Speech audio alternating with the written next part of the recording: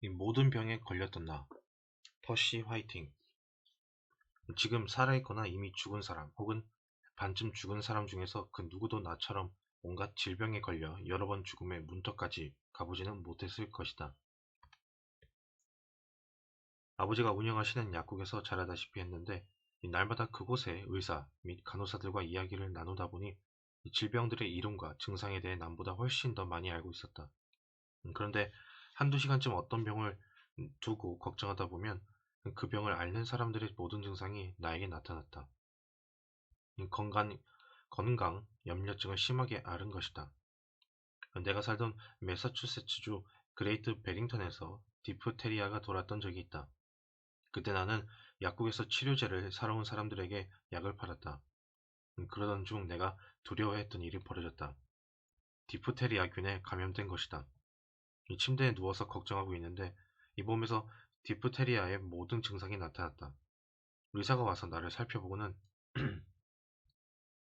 그래 퍼시 이 병에 걸렸구나 라고 말했다. 그 말을 들으니 오히려 안심이 되었다. 나는 어떤 병에 걸리면 그 병이 더 이상 두렵지 않았다. 그래서 이 자세를 바로 하고 잠을 청했다. 그리고 다음날 아침 완벽하게 회복된 상태로 일어났다. 이 몇 년 동안은 남들이 잘 모르는 특이한 병을 앓으며 주목과 관심을 받았다. 이 파상풍은 물론 공수병에도 걸려 여러 번 죽을 뻔했다. 이 나중에는 조금 더 흔한 병으로 내려와 암과 폐결핵 증상을 겪었다. 비록 지금은 웃을 수 있지만 이 당시에는 심각했다. 몇 년간은 정말 이러다 죽는 게 아닐까 두려웠다. 이 봄이 되어 옷을 한 벌 사려다가도 옷이 닳기도 전에 죽을 수도 있는데 돈을 낭비하는 게 아닌가 하는 생각에 마음을 고쳐먹고는 했다.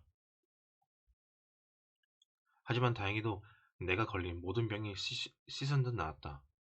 지난 10년간은 한 번도 죽을 것처럼 아파본 적이 없다. 비결이 무엇이었을까?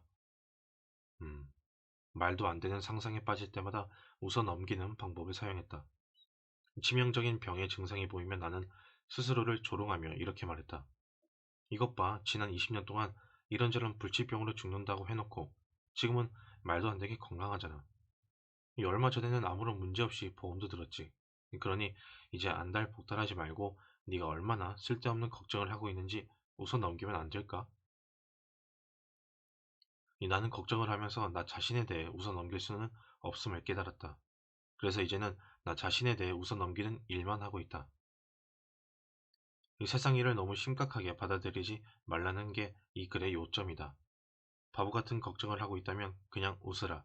웃음은 걱정을 쫓아낸다. 내게는 믿는 구석이 있다. 진 오트리. 내 생각에 우리가 하는 걱정의 대부분은 가족 문제 혹은 재정 문제다. 오클라호마 소도시 출신으로 나와 배경이 같고 성향도 비슷한 여성과 결혼한 나는 무척 운이 좋았다. 게다가 우리는 남에게 대접을 받고자 하는 대로 너희도 남을 대접하라 라는 황금률을 따르려고 노력하기 때문에 가족 문제는 거의 없는 편이다. 나는 두 가지를 실천하며 재정 문제도 최소화하고 있다. 첫째, 모든 일에 절대적으로 정직해야 한다는 규칙을 세워놓고 엄격하게 지킨다. 돈을 빌리면 잔돈까지 다 갚았다. 정직하지 않은 것보다 더 많은 걱정을 낳는 것이 드물기 때문이다. 둘째, 새로운 일을 시작할 때마다 나는 비장의 무기를 숨겨둔다. 군사 전문가들은 전투에서 가장 중요한 원칙이 원활한 보급이라고 입을 모은다. 나는 이 원칙이 개인의 전투에도 적용된다고 믿는다. 이 어린 시절 가뭄이 들어 텍사스와 오클라호마가 황폐화되었던 적이 있었다. 우리는 먹고 살기 위해 백방으로 애써야 했다. 워낙 가난하다 보니 아버지가 포장마차를 타고 곳곳을 다니며 생계를 유지했던 적도 있다. 나는 그보다 안정적인 일을 원했다.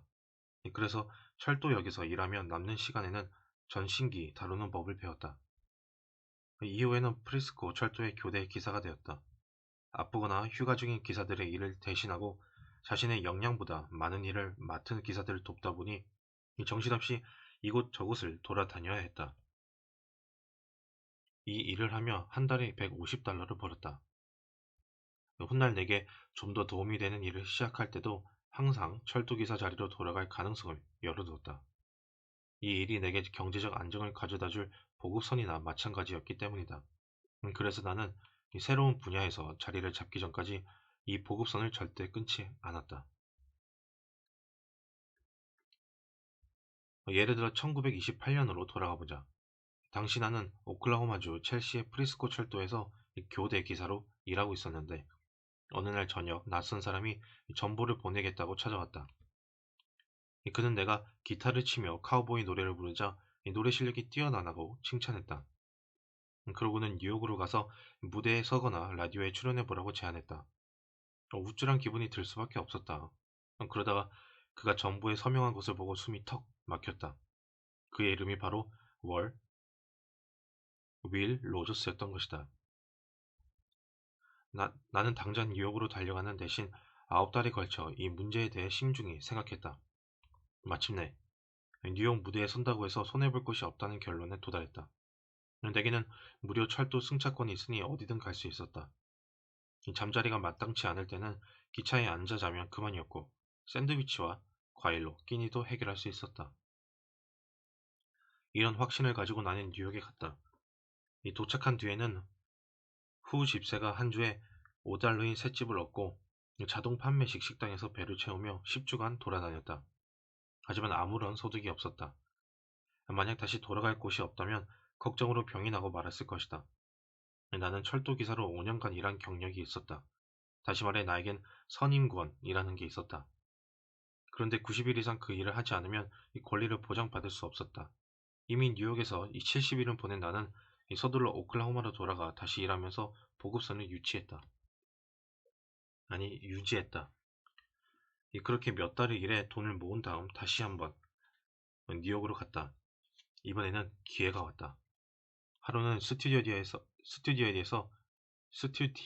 인터뷰를 기다리다가 안내 여직원에게 기타를 치며 진이 난 라일락이 필 때를 꿈꿔를 들려주었다.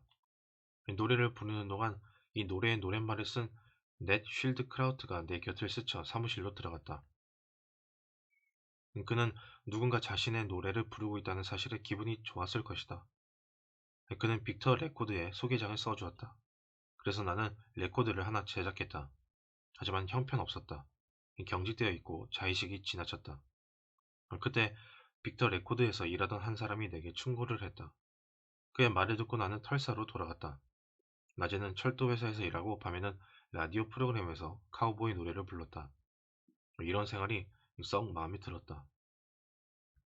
이 보고서는 잘 유지되고 있었으니 나로서는 걱정할 필요가 없었기 때문이다.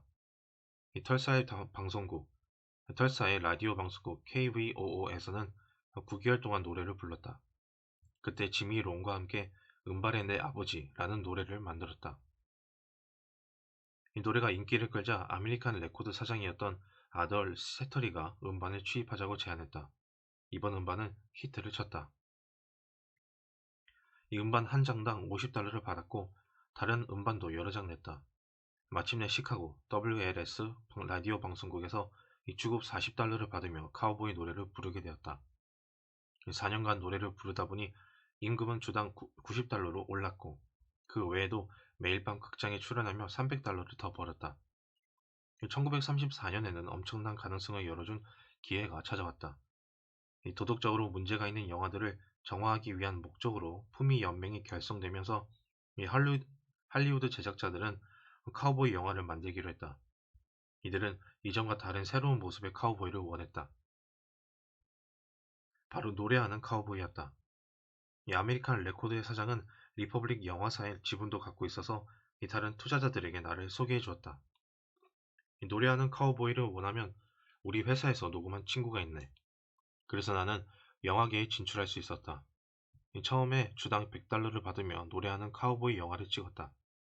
이 영화에서 성공할 수 있을까 회의를 품기도 했지만 걱정하지는 않았다. 언제든 돌아갈 수 있는 일이 있었으니 말이다. 나는 영화배우로 엄청난 성공을 거두었다.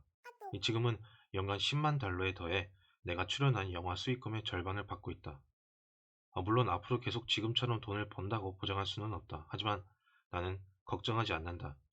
어떤 일이 일어나더라도 심지어 내 전 재산을 잃는다 해도 언제나 오클라호마로 돌아가 프리스코 철도에서 일자리를 구할 수 있기 때문이다.